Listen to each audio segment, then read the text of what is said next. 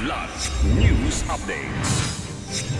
Mga balita ngayon, NBI Director Jaime Santiago nagbitiw sa pwesto, irrevocable resignation inihain kay Pangulong Marcos. 2 katao timbog sa bypass operation, mahigit 13 million pesos halaga ng shabu na samsam sa Zamboanga City. Vehicular accident sa Pamatawan, Subic, mga sakay malubhang nasugatan. Ako po si Cesar Sorian para ihatid ang mga nangunang balita sa buong kapuluan ngayon.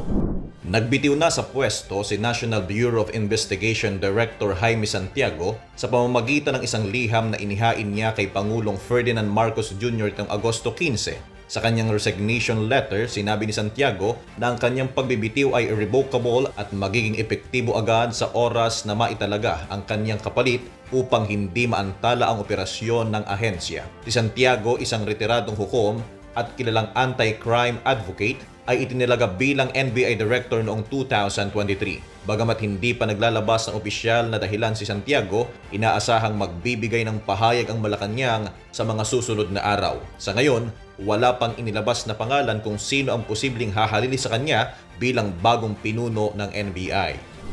2 lalaki na kinilalang sina alias Choi, 23 anyos at alias Ungod, 45 anyos, ang naaresto sa bypass operation noong Agosto 15, 2025, alas 10 ng gabi sa barangay Baliwasan, Chico, Zamboanga City. Nakumpiska mula sa kanila ang mahigit 2 kilo ng hinihinalang shabu na may tinatayang halagang 13.6 million pesos. Ang mga sospek ay nahaharap ngayon sa kasong paglabag sa Republic Act 9165 o Comprehensive Dangerous Drugs Act of 2002. Patuloy ang isinasagawang investigasyon upang matukoy ang pinagmulan ng droga at kung may iba pang kasabwat sa operasyon.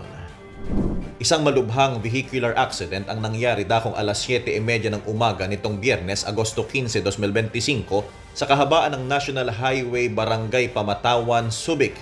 Agad namang rumisponde ang Subic Fire and Rescue at nagpadala ng Ambulance Medic 2, Ambulance Medic 3, Engine 1 at Municipal Health Office upang magbigay ng agarang tulong. Dahil sa mabilis na pagkilos ng mga rumisponding unit, na-evacuate agad ang mga sugatan at naihatid sa mga ospital para sa karagdagang lunas. Nagpasalamat si Mayor June Koon-hoon sa mabilis na pagresponde ng mga rescue team at sa tulong ng Castillejos DRRM. Muli rin niyang pinaalalahanan ang mga motorista na mag-ingat sa pagmamaneho lalo na sa mga matataong bahagi ng highway upang maiwasan ang ganitong aksidente. Para sa Kidlat News Channel, ito si JP Adaw, nag-uulat. Ako po si Cesar Sorian, kasama nyo sa bawat pagputo ng balita.